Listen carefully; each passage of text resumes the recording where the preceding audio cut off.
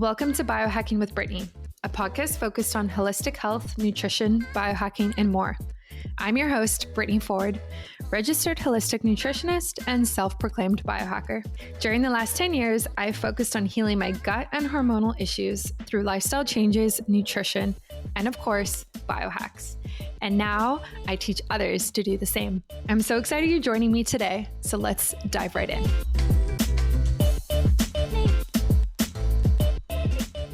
Hello, and welcome to another episode of Biohacking with Brittany, my podcast. I am super excited that you're listening. And today I actually have an old friend of mine on, Shannon Gregory. And this is like such an important episode because if anybody knows my very long health journey that I've been on since I was a teenager, one of the most important things that I ever did was a live blood cell analysis. And I've talked about this on my website. I've talked about this on other podcast episodes. And the person who I did it through is Shannon. And she is here joining us, and she's going to explain exactly what that is, what it can do for you, and really like the results that it can get you that you might not be able to find through other tests and through other methods. And so when I first did it with Shannon, I think it must have been like, I don't even know, 2012, something like that. I had a lot of leaky gut that came up and a lot of gut health issues and parasites at that time too. And without doing this test, like I would have not known that my gut was in the state that it was. This was much before like gut health was trending and like wellness was a thing, and really even before Instagram. And so it really gave insight, and I just don't think I would have gotten that insight without this test. So this episode is really cool because it's very close to my heart because it helped me so much, and I hope that it can help you as well. So Shannon, welcome to the show. Hello there. Thank you very much for having me on. Awesome. I'm glad you're here. So, you are the founder of Microcell Yes. Sciences, which Yep. is very cool because when we first started working together, that was not the case. That's right. Yeah. So, tell me about your journey with that and like why this line of work in the first place? Well, live blood is just such an interesting thing. I started off actually in optometry school. It made sense to me in regards to magnification, things like that. After I got out of optometry school, I found I just didn't want to do that. So live blood fell into my lap, and I felt that it was the right fit for my knowledge that I had, for the magnifications using microscopes, so on and so forth. From that point, I've really kind of gone 0 to 60 in the live blood area, where I feel like I'm building the future of blood work, because what I'm doing is I've now intertwined microbiology into each appointment. Um, and we discuss bacteria, parasites, what we're seeing, so on and so forth. It's been 10 years of kind of building. And then about 5 years ago, when I chose to open up the company, because what I wanted to do is I wanted to basically be like a Life Labs, where in every major city there is I have a clinic, in which what I've done, I have clinics ranging in the Ontario area from Stony Creek all the way to Ajax. But I've also introduced being able to ship me samples.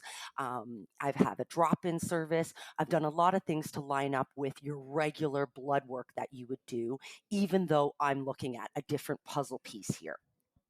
Amazing. So, when are you opening one in BC, and Yeah. I want to be involved? I know. I'm asked all the time. Right now, everybody from BC is shipping me the samples, and I can get it in 10 hours, which is amazing. Mhm. But right now, BC's not on the hit list. We're trying with COVID and everything. We're trying to build what we have here and then kind of expand or franchise in that manner. Cool. I love Yeah, that. yeah. So, how does a live blood cell analysis actually work? Amazing. So, what I do is you will come in for an appointment and I will use a disposable lancet and prick your finger. From that point, you'll have a little bit of blood come up. I'll put it on a slide with a cover slip. And then we've created numerous blood smears. In live blood, you don't want to look at only one sample. So when you come and see me or when you ship me a sample, you will send me two, three, or four samples. Because on a microbiology level, things, bacteria, pathogens hide. And you got to kind of search it out like Sherlock Holmes and look through the slide quite a bit to be able to find what you're looking for. So from that point, we do bring the blood up on a screen, and together, in if we are in with an appointment, we view the blood and I walk you through everything we're seeing.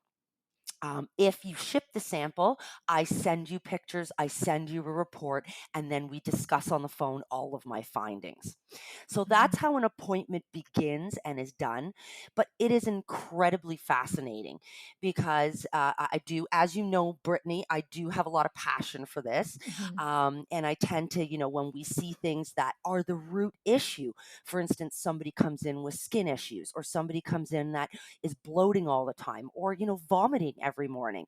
It is amazing when I can see the actual pathogens that may be causing these symptoms in these individuals.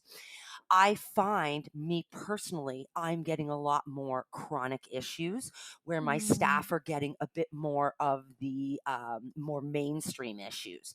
But I have really started focusing on more chronic infections and chronic issues that people have because of my knowledge and what I've done in the microbiology aspect. Mhm. Yes. So when I first came to you, Yep. it was so cool because you like you said, like, you prick your finger Yep.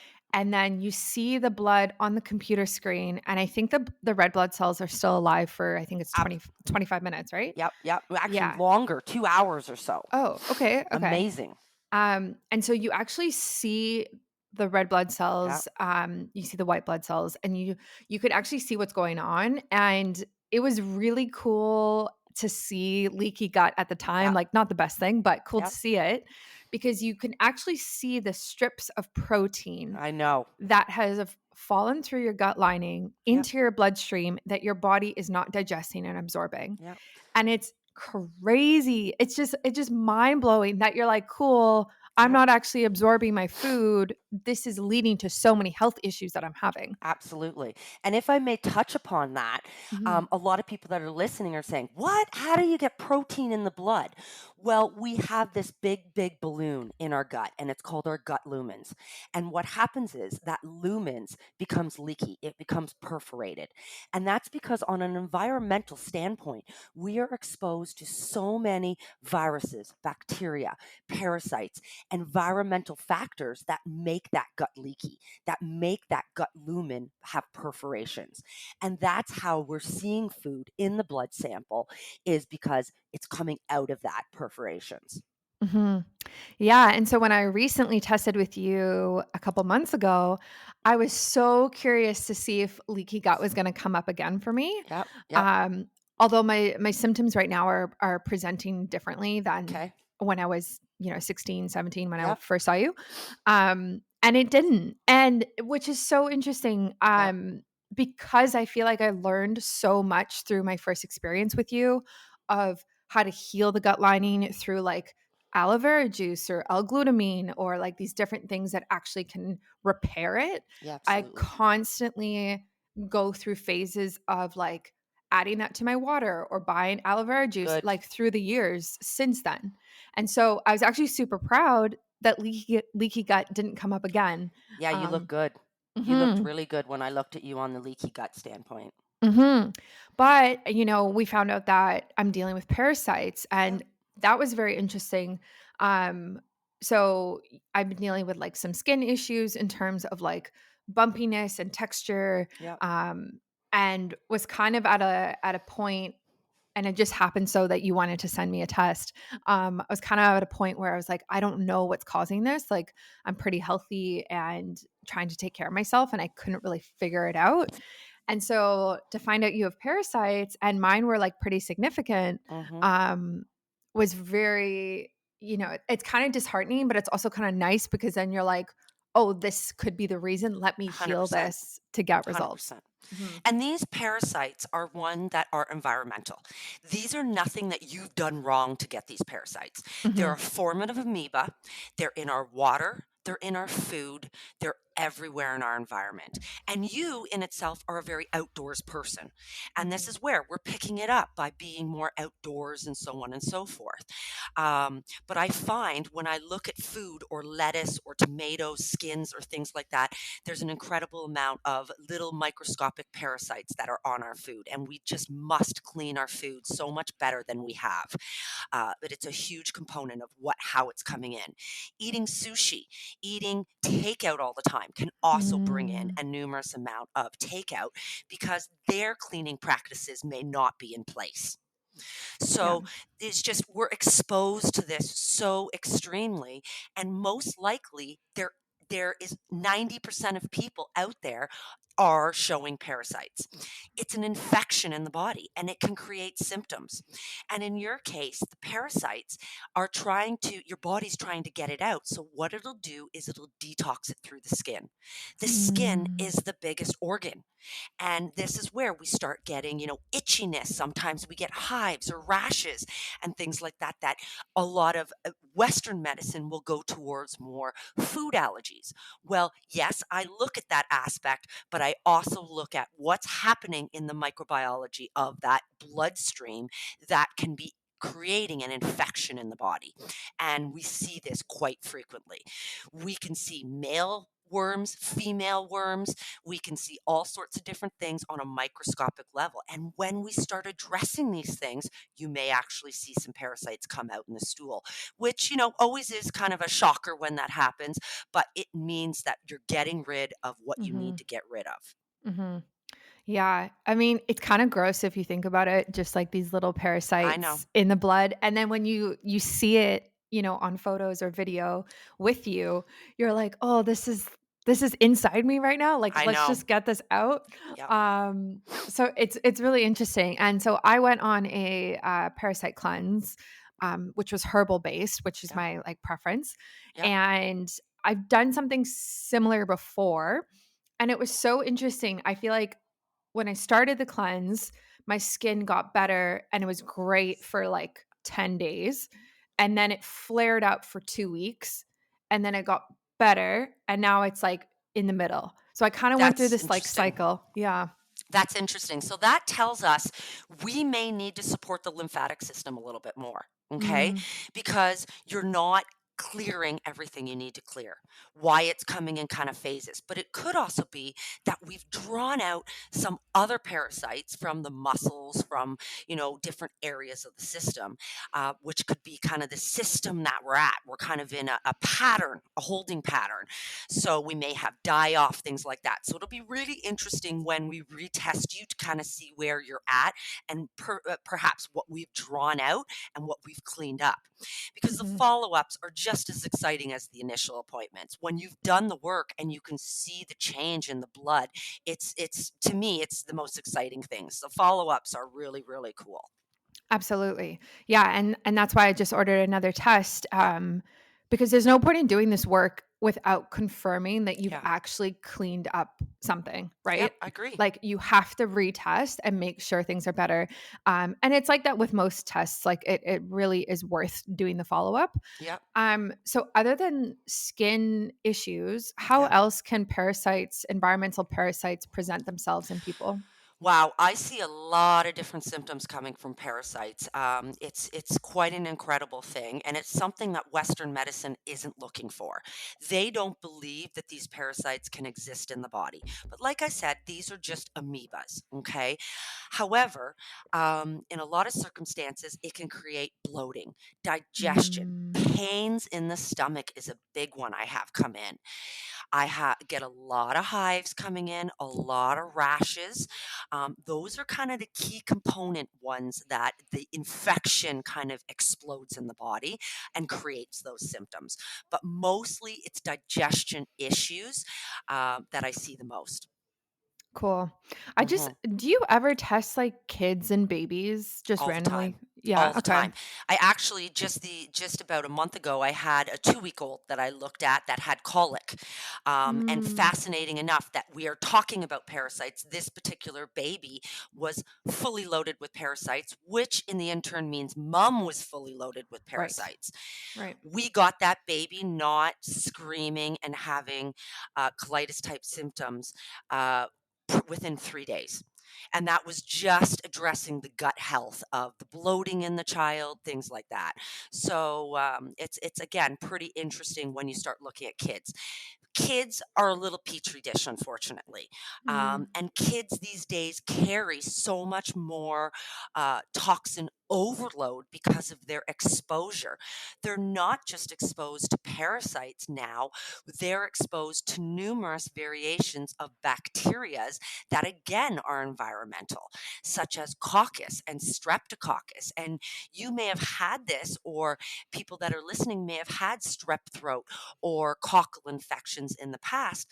But this is another that I've kind of upped the ante, Brittany, since you saw me in person. I went back to school for a little bit more of a microbiology course in which I've applied all of these pathogens to my practice.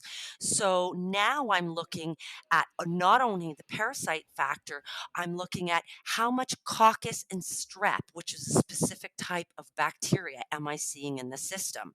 How much, possibility of co-infections am I seeing? And I also look at vector bites. And what that means is that there's a huge amount of uh, insects that are biting and breaking the skin barrier: mm, spiders, mosquitoes, and ticks. And what I do is it's an amazing way of looking at pathogens that can come from what we call vector bites. So I do have a specialized practice that I've opened up that specializes in co-infections and Lyme disease as well, because live blood cell is an incredible tool to be able to look at those bacteriums under the microscope and be able to see what they're doing. mhm. Yeah, that's really cool, and It is. I'm really glad that you did further education, like, that's always important, and Absolutely. there's always so much to learn with this type of thing as well. Isn't there?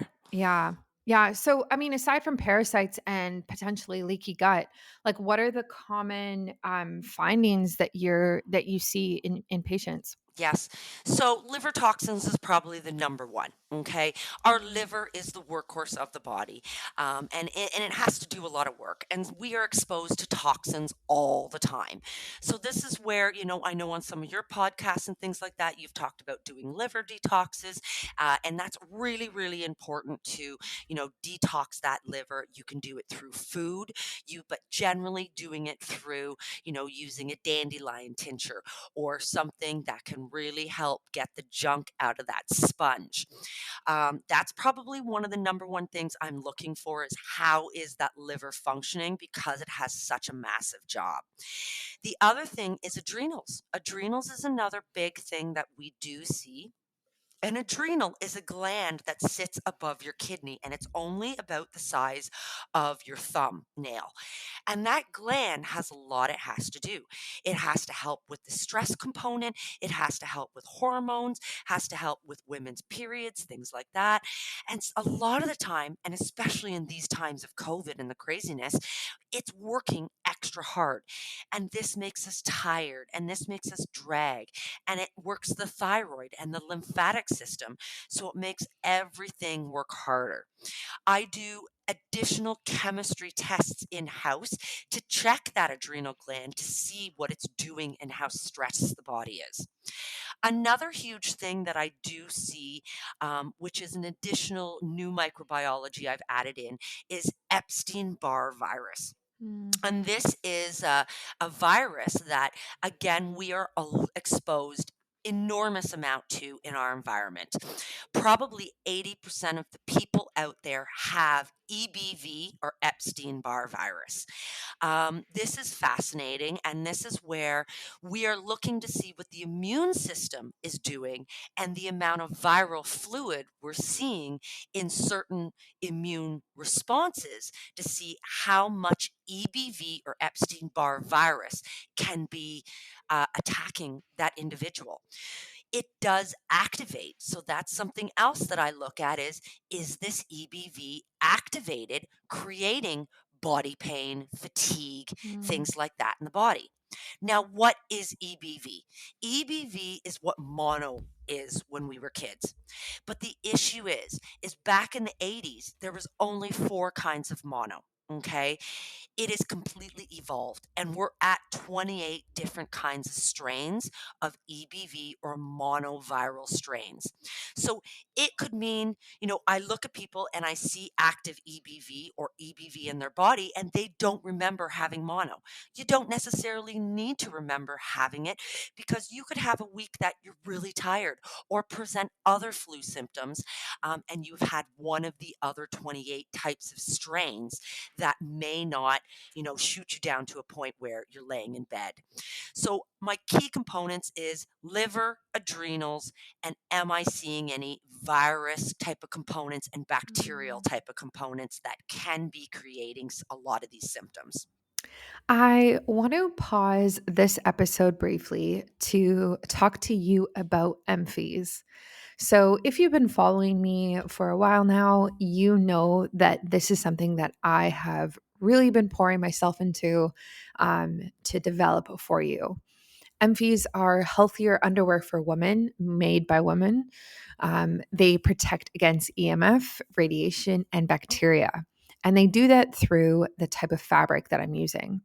I've started going to sewing classes and pattern making private lessons in order to make sure that these are very modern, comfy, and cute, and not granny panties, unlike the couple of options on the market right now. So this is super important. The underwear protects the female reproductive parts, specifically the ovaries, from all of the radiation that's around us. So in our car, from Bluetooth, from our phone, from computers, from Wi-Fi, all sorts of things. And this matters, right? Like we're learning more and more about how our environment impacts our health, and EMF is tough and radiation is tough because we actually can't see it. So it's kind of one of those things that we just don't necessarily think about because we can't like visually see it on a day-to-day basis, but that does not mean it's not impacting our health. And the science backs this up now. There are countless studies on this, on how EMF can impact fertility, ovulation, pregnancy, also like cancer and mitochondrial health. The ovaries are actually the most dense organ in the body that has mitochondria in it. They have 100,000 mitochondria per cell in the ovaries, like per cell. That is insane. And so we really want to make sure that those little mitochondria are doing their best, are functioning at their best. And we want to block any EMF, any radiation from impacting how they function, because I want women to have healthy cycles and healthy hormones and healthy pregnancy and fertility, and not have further, much more serious complications in the future. So, this underwear helps you get there like one step closer. And so that's exactly why I developed it. And so pre-orders are coming this summer. I'm really excited about it. It's gonna be a lot of fun, and it has been a lot of fun in the months that I have been developing them. So if you're interested in getting on the wait list, the waitlist can be found at biohackingbrittany.com/EMFIES. That's EMFIES. Super easy. Or you can just go to the link in my Instagram bio, you can just sign up right through there as well. So definitely get on that wait list. It's growing pretty quickly. And everyone on the wait list will have early access to pre orders, which is super important because it's going to be quite a limited quantity to start, I think. So get on the wait list. And yeah, if you have any further feedback, I'm always open to hear what you think and what you're looking for, even product wise. Like, yeah, and a bunch of you have already asked me if I'm going to be creating things for children or for men, which is very interesting. But I think we're going to focus just on the females for now. So get on the wait list, and I look forward to dropping these very soon. So interesting. Yeah. So if you see EBV Yep. and one of the types or something like that, like what are the next steps? Amazing question. Especially if a patient potentially doesn't even know that that is what's going on. You'd be surprised how much I see that in an 8 client day, half have this EBV. Wow. But I would suggest specific practices. Lysine is really, really important if you have EBV. Lysine is an antiviral and it can actually shut down what the Epstein-Barr virus is doing. Um, EBV can activate in stress and hormones as well. So this is where, we go in kind of a cystual pattern where it can activate and deactivate. So it's really important kind of going, where are they in this pattern right now? So there's lots of different remedies I do use to deactivate that. Liposomal vitamin C is another amazing one. Lysine is amazing. I use numerous amount of herbs as well that helps deactivate, and you will feel that we're starting to deactivate and starting to put it kind of back to sleep, the EBV, because your energy will be better. Pain in the body will be better.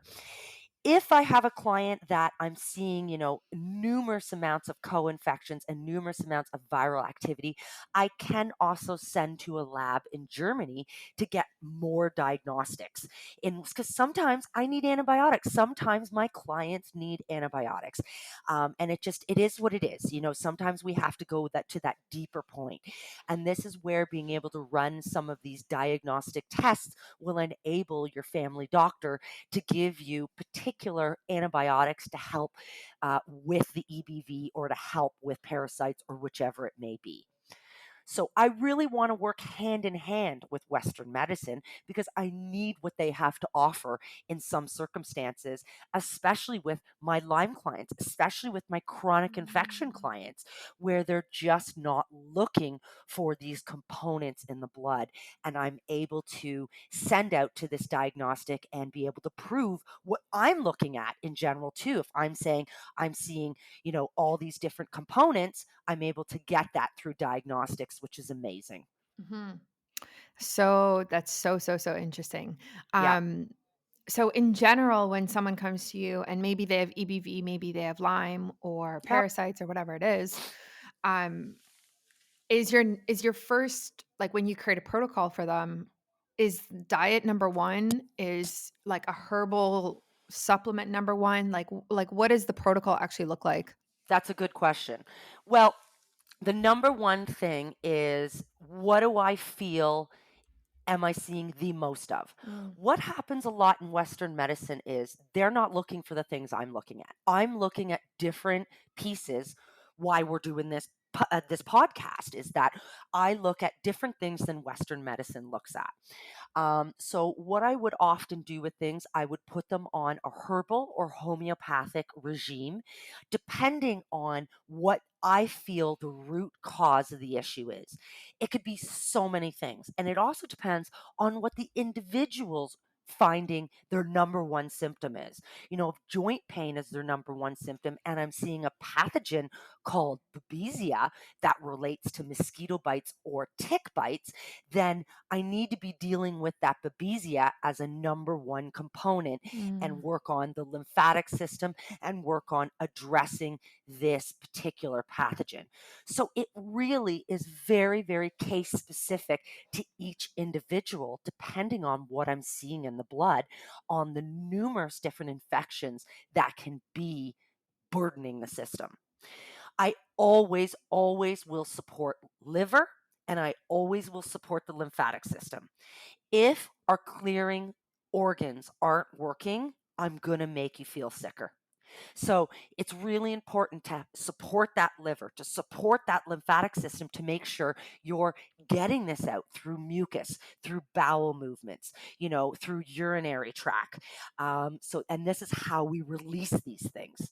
Sometimes, as I'm addressing things in people, and we have on herbs, we have people on a protocol, it may bloat them more. You may have sometimes symptoms to go along with that, and that's me imploding the bacterium, imploding the parasites, are killing them. And we have die off happening in the system, which I think is a little bit what happened to you when you had that breakout happen. A little bit of die off was Mm. happening, which can make us so tired, which can make us, drag or wanting to sleep a lot more because our immune system is working so much harder. So there's a bit of a mountain you have to climb when we're getting rid of these infections or addressing these viral components. And this is where, you know, getting over that hump is important. And then you're smooth sailing from there. But it's really important to support that liver and lymphatic with anything you're going to do. Mhm. I feel like it's always like that with most health protocols is Yeah. it's kind of uphill in the beginning, and Yep. then it gets better and you get used to it and your body adjusts, and you start to actually heal and more in depthly. Exactly. Yep. Um, are there like particular things that you see with women that you don't see with men and like vice versa? So that's a pretty fascinating question. I do see more Epstein-Barr virus in women than men. So that's Okay. definitely something I Hmm. do notice more of. However, I can't say that, I would say the percentage difference would be like 10%. Okay. So not a huge, huge difference.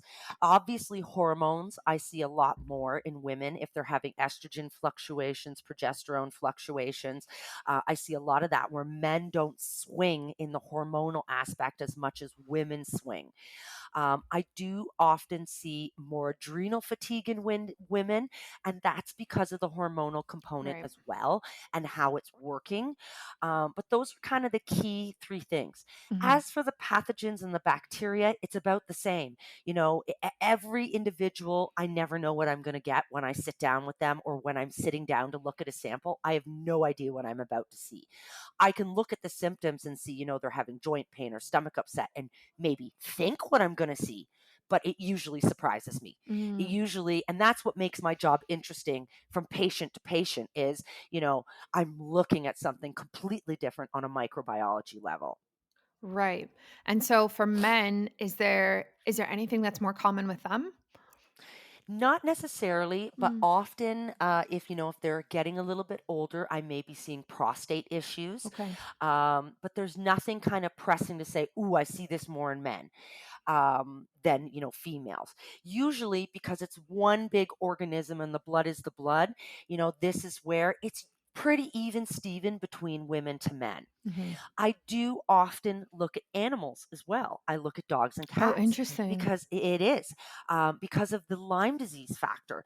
That gets really interesting Mm. too, putting the puzzle piece together of what the person has or the client has, and then I look at their animal and what the animal has. It's pretty interesting putting that puzzle piece together because our animals, we have a different relationship with animals than we ever have. They sleep in our beds, we love hug and kiss them. They're our babies. And this is where they can carry a lot of these pathogens and a lot of these parasites too, and be giving this back and forth.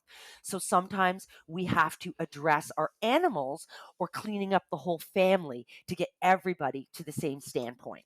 Cool. Yeah, It is. that makes a lot of sense. Yeah. For Lyme disease, do you see it in females and males pretty much the same? Lyme disease is pretty much the same.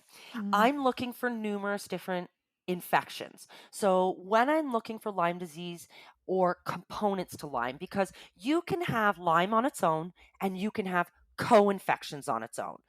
A tick is a predator, it's waiting to bite. Okay, it's waiting for that blood. It's literally like a little vampire. So it's sitting in a tree waiting for something or somebody to walk by to drop and bite. And that's the shocker of the ticks, and why we're seeing an influx of Lyme and things like that is because we're Mm, seeing an influx of ticks, an influx of different things carrying this, mosquitoes and spiders and interesting. so on. It is.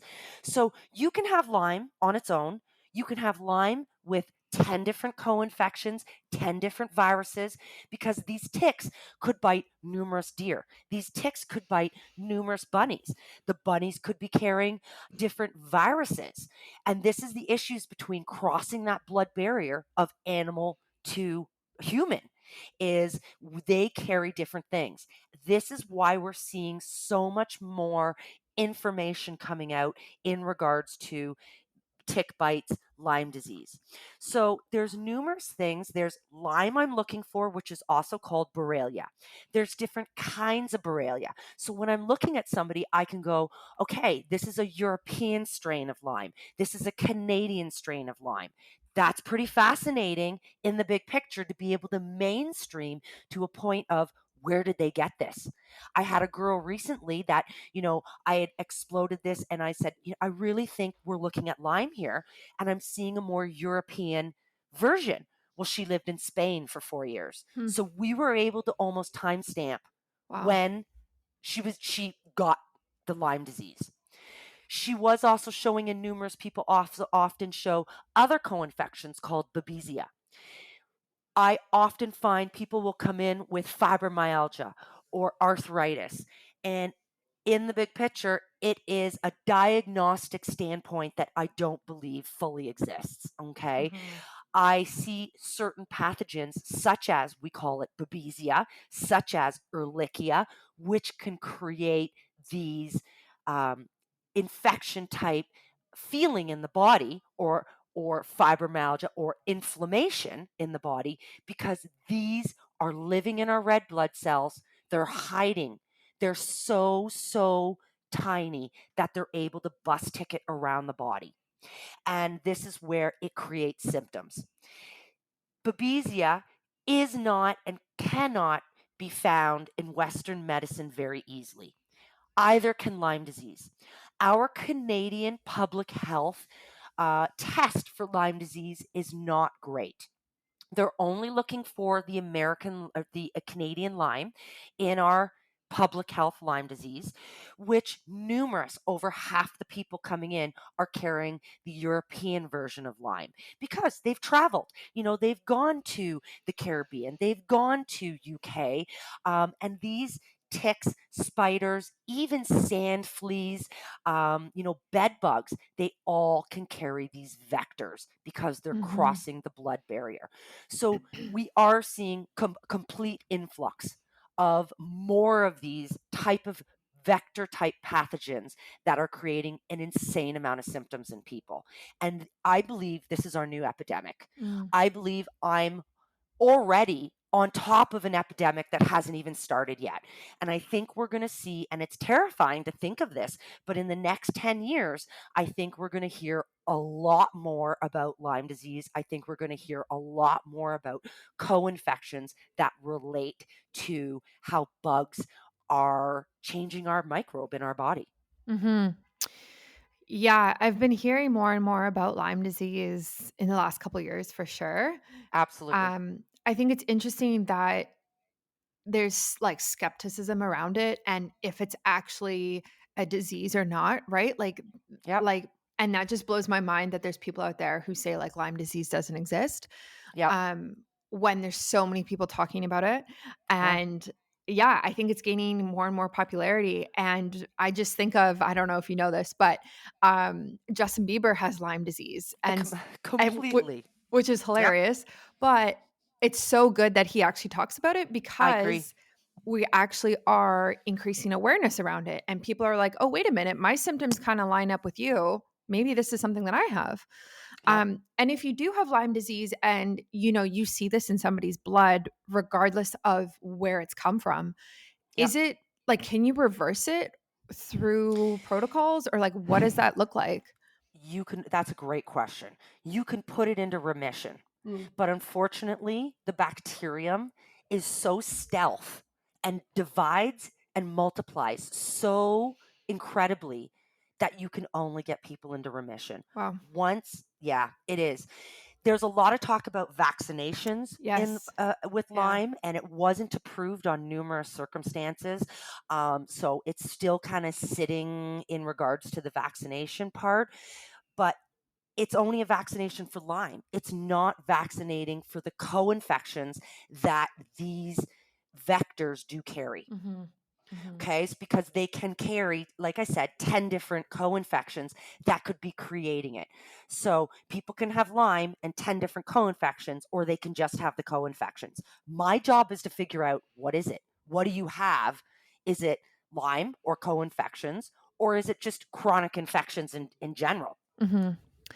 So in terms of like preventative health and preventative medicine for something like this, um, like of course you can't like fully shield yourself your Yep. whole life from like Yeah. a tick or something like that.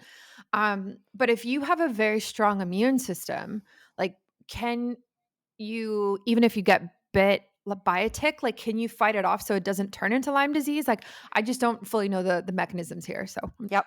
Okay. So you use it for the people that are listening that get a tick bite or think they have a tick bite or see a bullseye.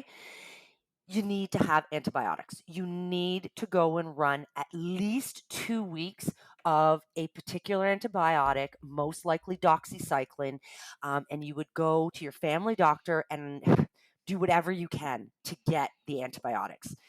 It's really critical that you run antibiotics at the very, very beginning because of how that bacteria divides and mhm. conquers in the body. The antibiotics will help stop that.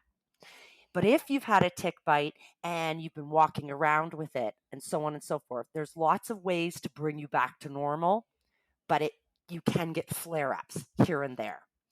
The most important thing, though, is always doing tick checks, always checking the body.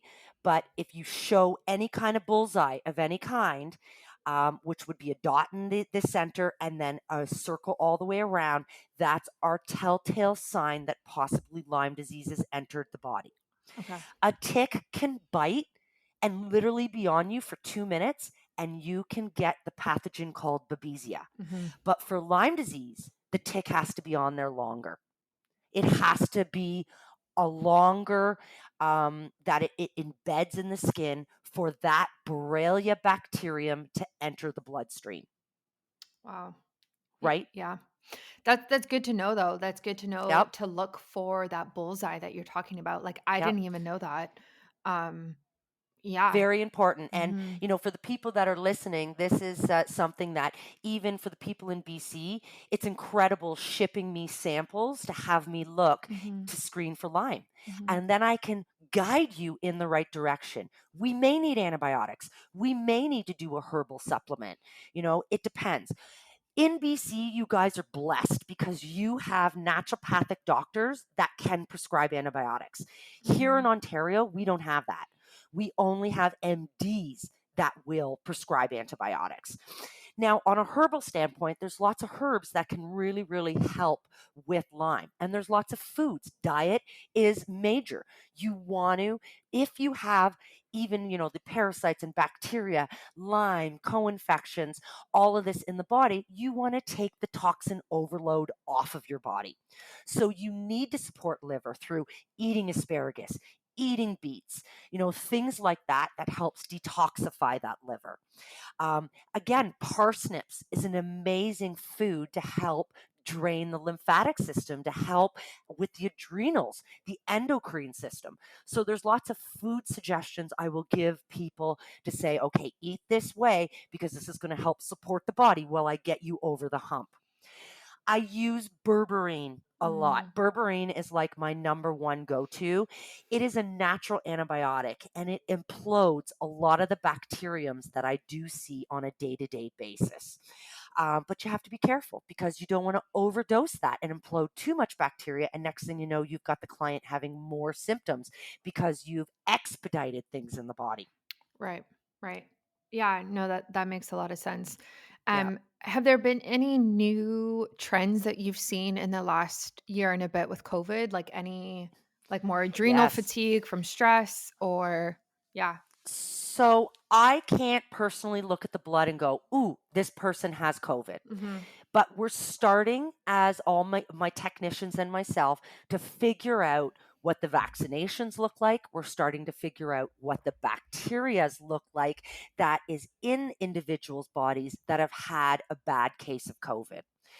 So I've been looking at a lot more people that have started becoming vaccinated, and that's pretty interesting. Where I can almost tell what by what their immune is doing, or the type of immune we're seeing an increase of, such as macrocytes or certain things like that, that would indicate, an overactive immune system. But in the manner of COVID, I'm not seeing and looking and going, okay, I've got a COVID footprint here. Mhm. There's viral indications. There's certain things there that I would say, okay, that doesn't look right. But I'm still putting all the research together, on the viral component of it. What is the immune doing? What is the vaccination doing? Mhm. But I can now look at people and go, I think you've had COVID because of the bacteriums I'm seeing. And I've had numerous people that know they had COVID and have seen me and unfortunately are having latent effects. What that means is that after having a COVID, the bacteria is so strong in some people because everybody gets COVID differently. You've got some people that are in bed for a day and then they're bounced right back. You've got some people that are very, very sick. So it depends on how raging the bacteriums or the type of bacteriums we're seeing in the body is. And if I've looked at these people for numerous years, I know what their blood looks like. And so it's odd for me to see if they think they've had COVID, a expeditial amount of bacterium that relates to COVID in their body. I can tell that they're still battling that bacteria.